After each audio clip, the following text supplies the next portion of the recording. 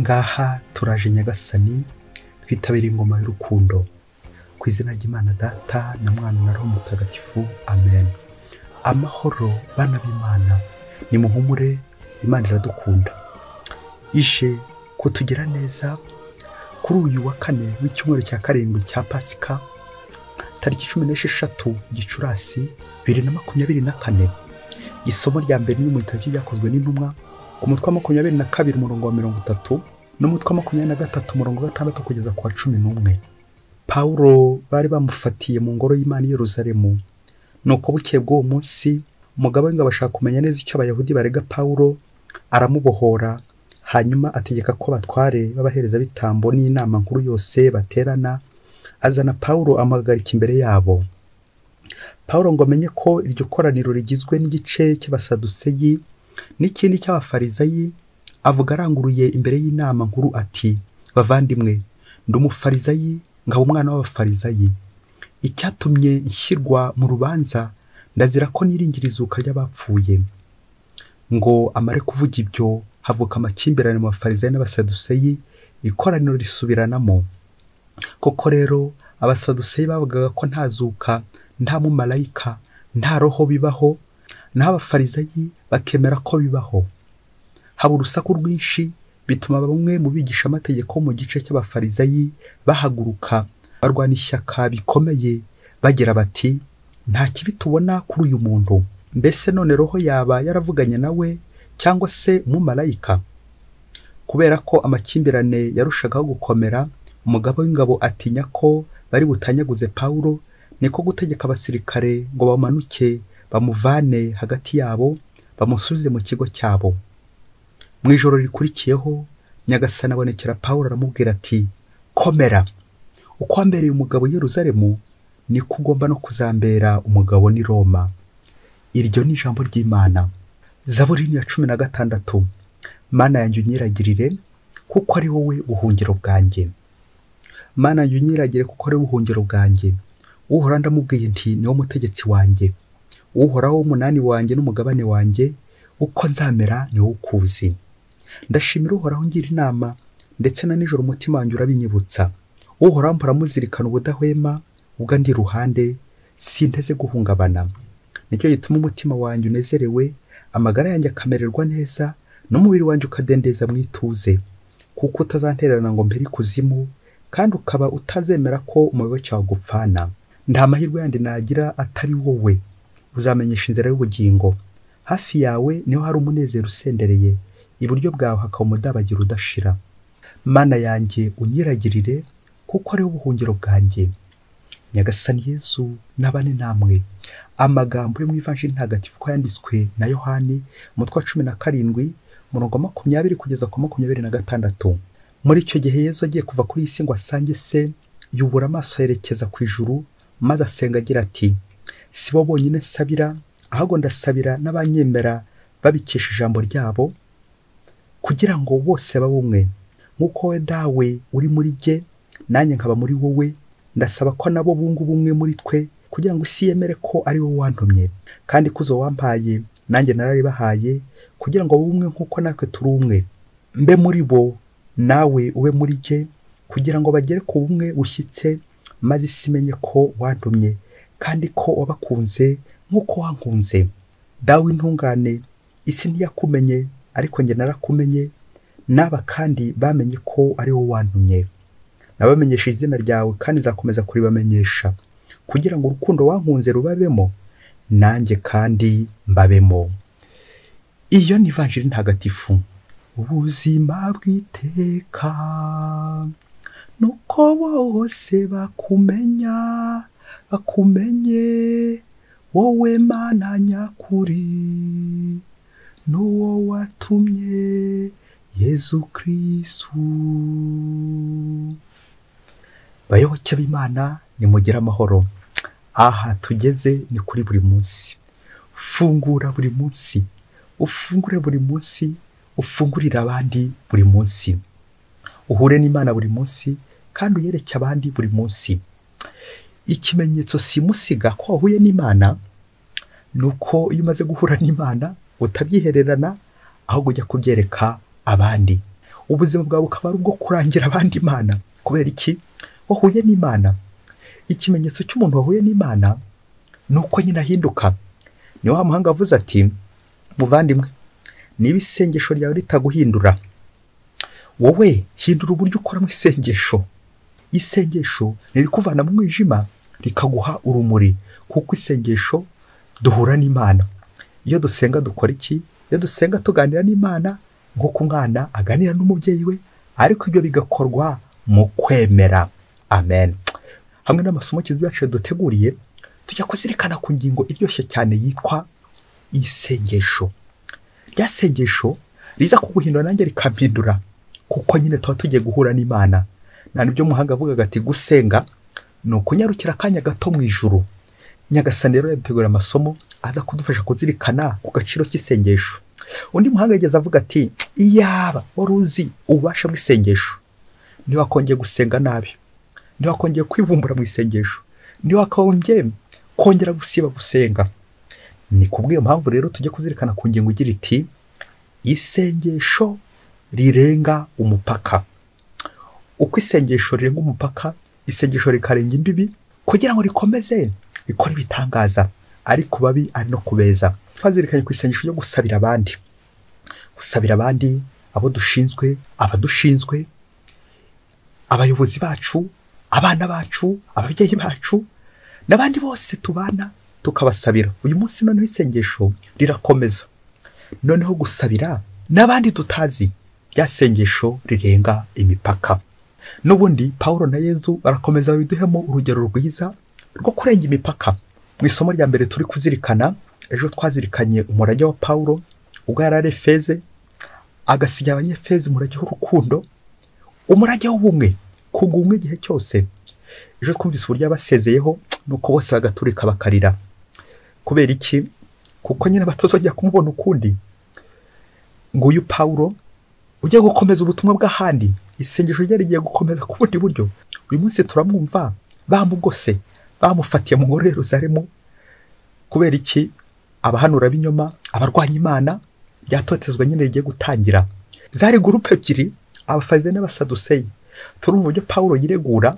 Ikigaragara Pawulo aratsinze, ariko ntago aragera aho gutsinda Imana ishaka. Byumvikane, ndaragera kuvushwa amaraso, kuko niyo nzira agiye kuganamo.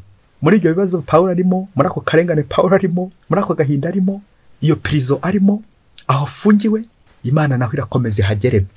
Ubwo yari ari mu kigo cy'abasirikare, bamukikije, bamurinze, nk'imfungwa yose nyine, aho ngaho Imana irahagera, ihigaragarize. Twumvise amagambo meza y'ihumure Imana ibwira Pawulo. Bigaragara ko Pawulo ari kumwe n'Imana, ngo nuko nijoro.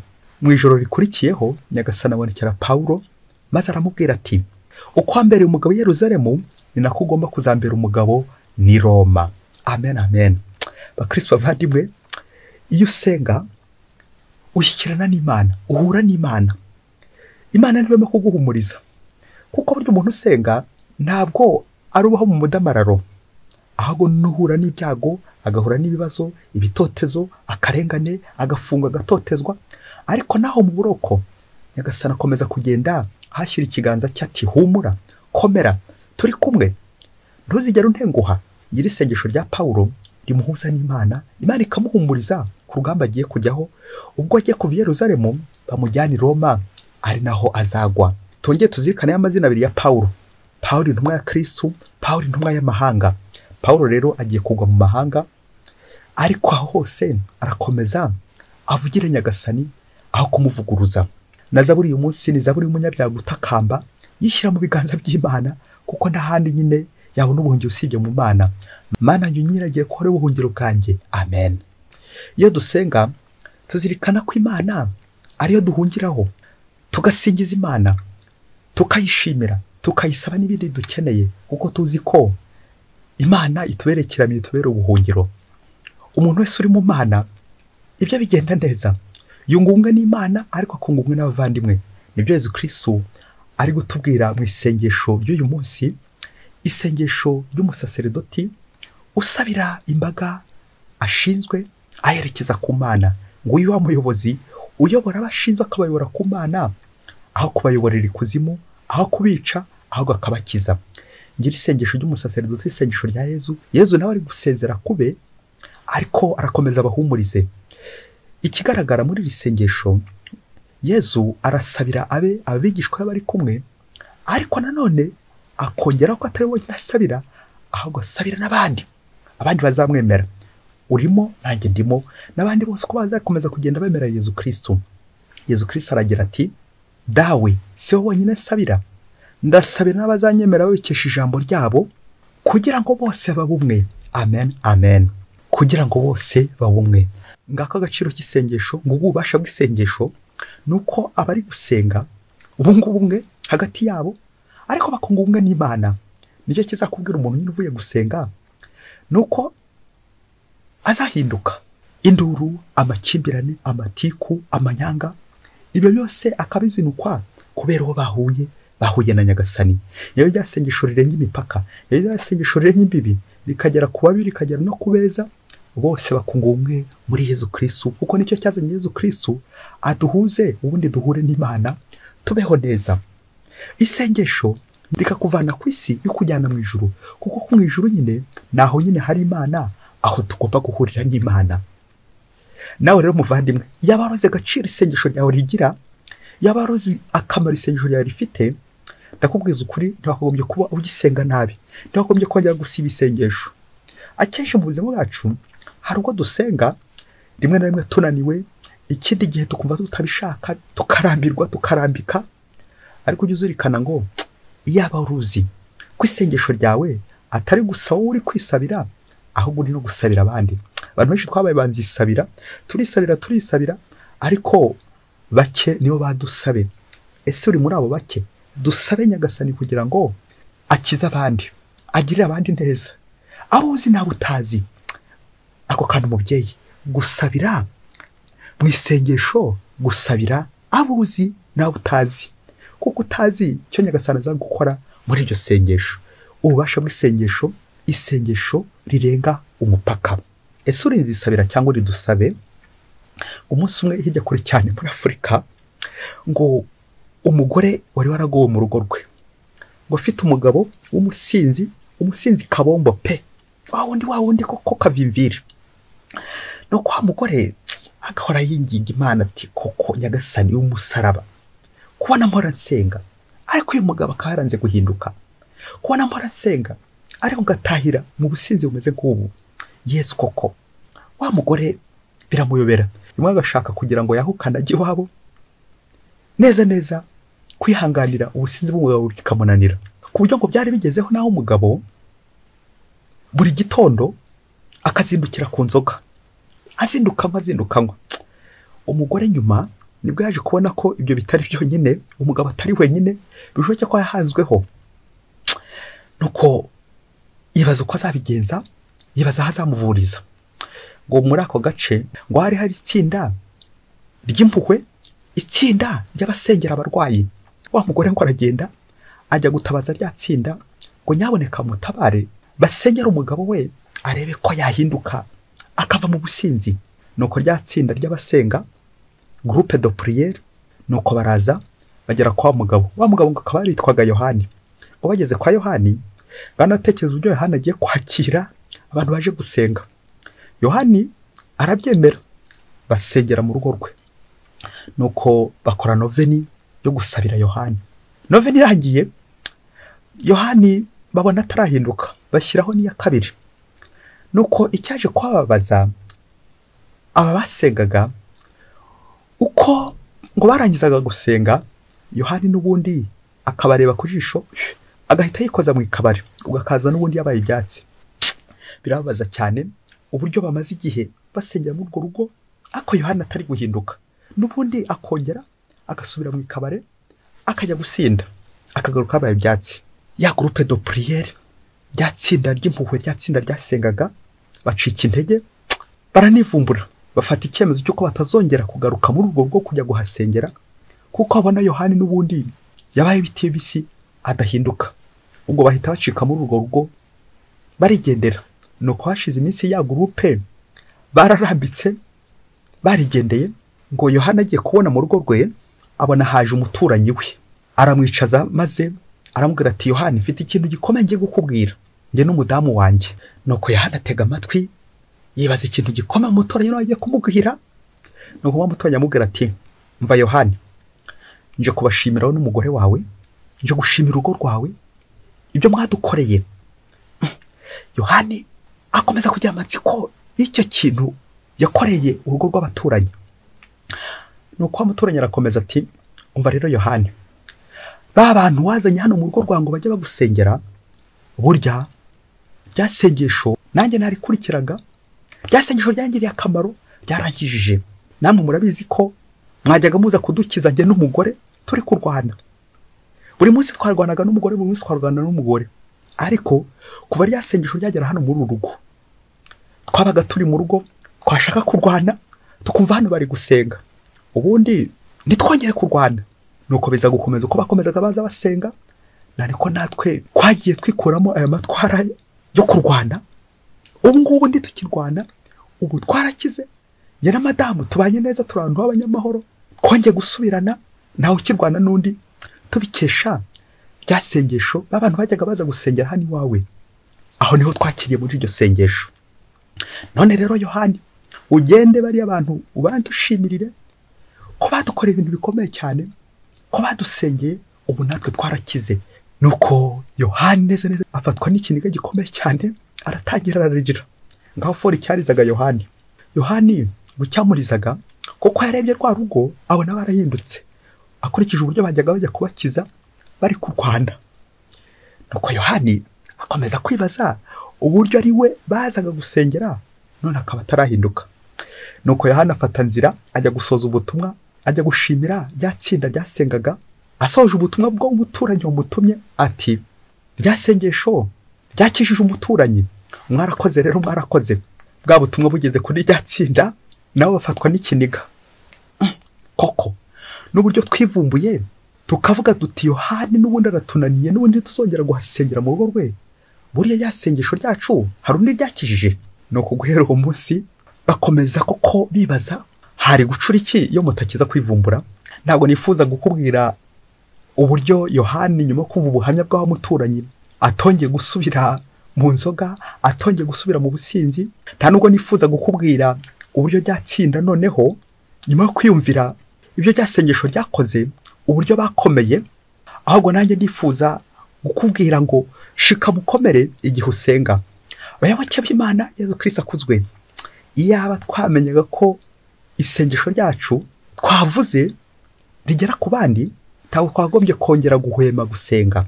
Akenshi amasengesho yacu tuvuga turangaye, yaba twari tuzi ko ari kugera ku bandi, hari abari gukiza, hari abari guhindura. Aho wakongera gusenga urangaye, aho wakongera gusenga uri kwivumbura, wakongera gusiba isengesho. Yohani, mbega wowe, nguko Nyagasani mu isengesho, Nyagasani akora ibigaragara n'ibitagaragara, ariko gusa njye nawe tubona ibigaragara kuko ducagase, dufite aho tutagera, nous avons des limites. Nguko ko mu isengesho intege zanjye n'izawe Nyagasani agenda zikomeza. Komera Paulo, ukwambera umugabo Yerusalemu anakuzambera n'umugabo ni Roma. Ngira igihumure rya Nyagasani mu isengesho. Yesu agenda akora ibitangaza igihe dusenga, akabikorera abo twasabiye ndetse n'abandi tutibutse gusaba, kuko isengesho rirenga imipaka. Mubyeyi, ujye usenga ubishyizeho umutima, kandi ntukajye usenga wibwira ko uri kwisabira gusa cyangwa uri gusabira abo bari hafi yawe cyangwa bagutumije, kuko isengesho c'est spirituel. Ikintu rero kiri spirituel, ikintu cyaroho, nuko nyine utakibona utagifata. Na niyo mpamvu rigera ku bantu benshi rikabakiza aho uzi nawe utazi.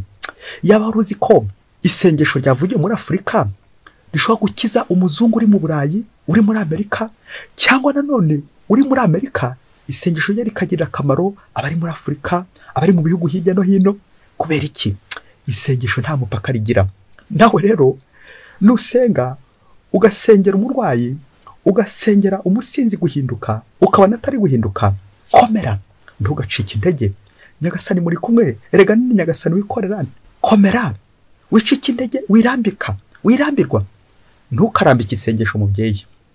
Erega mubyeyi, aka kantu ugiye gusorezaho kiteho. Hari igihe tujya dusengera abantu, umuntu akakubwira tuzansengera, nawe ukabyemera. Noneho warangiza ukamusabira ukabona umunsi wa mbere atari guhinduka, ukongera nuko bikaza kuranya nawe wivumbuye nkariya tsinda ukigendera, ukibagirwa ikintu kimwe cy'ingenzi mubyeyi, ntabwo ari twe duhindura rero mutagatifu uhindura, twebwe turasenga tugasabira abandi, wowe nanjye mukansabira nanjye nkagusabira, ariko ntabwo ushobora kugira icyo uhindura wowe. Ni Yesu, ni Roho Mutagatifu, ni Imana ihindurira abantu bayo. Niyo mpamvu utazamenya igihe n'isaha yahinduriye Yohani, yahinduriye umuturanyi, bikaza kurangira bunze ubumwe, kunga ubumwe. Niba isengesho ryawe ritaguhindura, hindura uburyo ukoramo isengesho, uhure n'Imana. Wasanga isengesho ryawe nawe ari ryo kwivumbura ati Nyagasani yanteranye, Nyagasani ibi ntari kubinkorera, Nyagasani ndamusenga ariko ibi ntabyumva. Igihe kizagera, humura, Nyagasani ari kumwe nawe. Igihe ureke Nyagasani akora imirimo ye, wishyira Nyagasani kuri pressure, ku gitutu no ku gitugu, wimuhata. Isaha Nyagasani nigera, bya bindi byanze guhinduka azabihindura, ngo ububasha bw'isengesho.